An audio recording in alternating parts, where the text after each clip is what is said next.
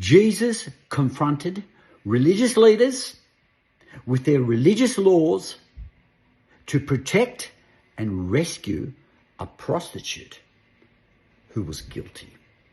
And by doing so, he overturned religious law.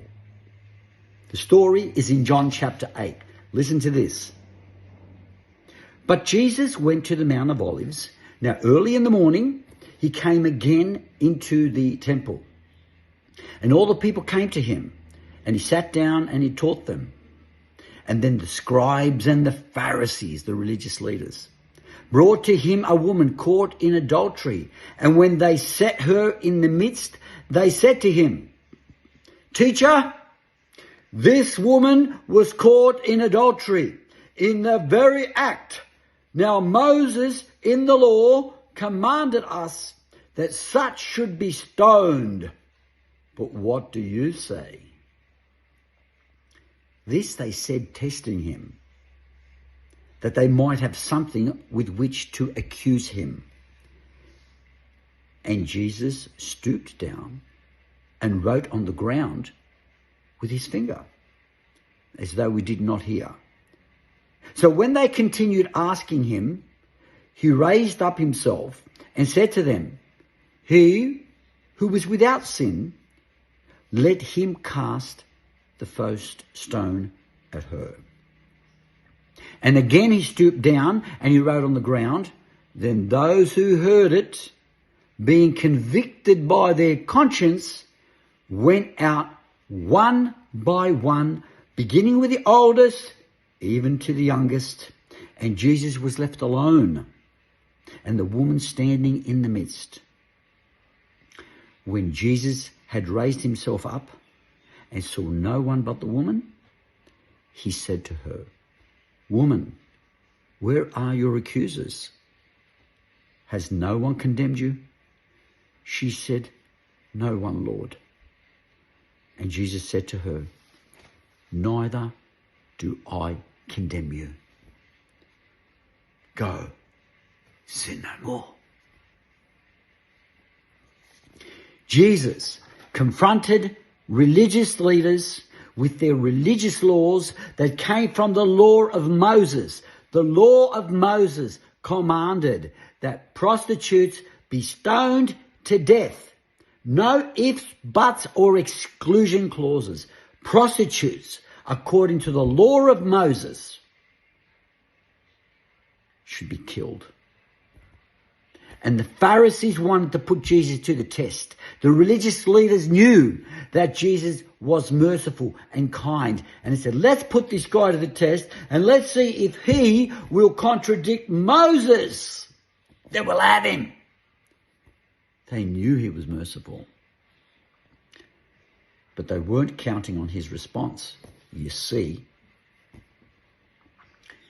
they caught this woman in the very act of adultery. In the very act. Well, how did they know that she was right in the bed with that man? In the very act. They didn't say they saw her leave her home. They didn't say they saw her enter a house. They didn't say we could see from the distance that she entered the bedroom. They saw her in the very act. If you'd like to help get messages like these out into the world, please subscribe, click the thumbs up and the notifications button, and this will tap right into YouTube's algorithm, and then these messages will get circulated right around the globe. Please consider it. God bless you. This was a setup. How else would you know that this woman had left her home, went to the home of another man, and was in their bedroom at that very time, that very second, and catch them in the very act? Peeping Toms? They set it up. Where was the guy who committed adultery? They only dragged her in. They caught her in the very act. They dragged her out of the bed. They set it up. They couldn't know that she was in the very act unless they set it up. How could they see her? Well, they'd have to be in the bedroom. This was a setup. They dragged her in the very act. She was naked. They dragged her through the streets naked. And they brought her right into the temple where Jesus was teaching. And then they put the hard word on Jesus. Moses said in the law that she should be stoned. What do you say? They were wanting him to say something to get her off the hook. You broke the law of Moses. That's what religion does. It loves laws more than it loves people. And it points the finger. When they set her up, would Jesus contradict Moses? Well, Jesus said, those among you who has no sin, let him cast the first stone. You see, the law of Moses also said that if you were guilty of that same sin yourself, you were disqualified to point the finger. And then he bent down on the ground and he says he wrote on the ground. He wrote on the ground. Guys, he was at the temple precincts outside. It wasn't dirt. It was stone. So now we read of the finger writing on stone. This is the lawgiver who gave the law to not commit adultery. And as he began to write on the ground, they asked again, come on, what do you say, Jesus? Speak up. He who has no sin, as Moses said, if you're not guilty of the same sin, you can go. And you go ahead and just cast the stone at her. And then Jesus began to write on the stone. But this time,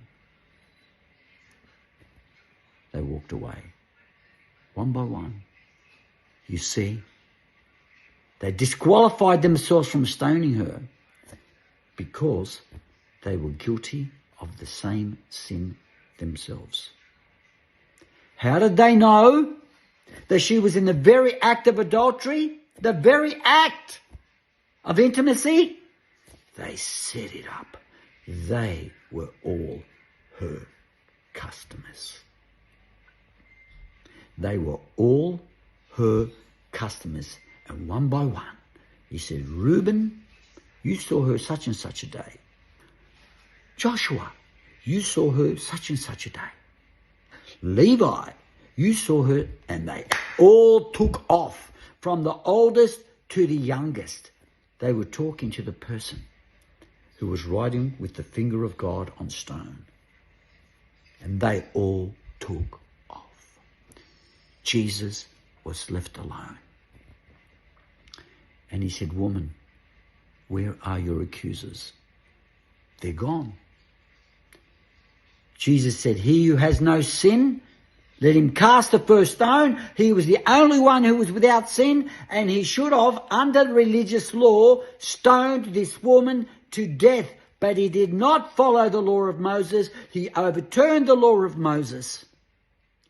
Because people are more important than religious rules. And she said, no one is here to condemn me.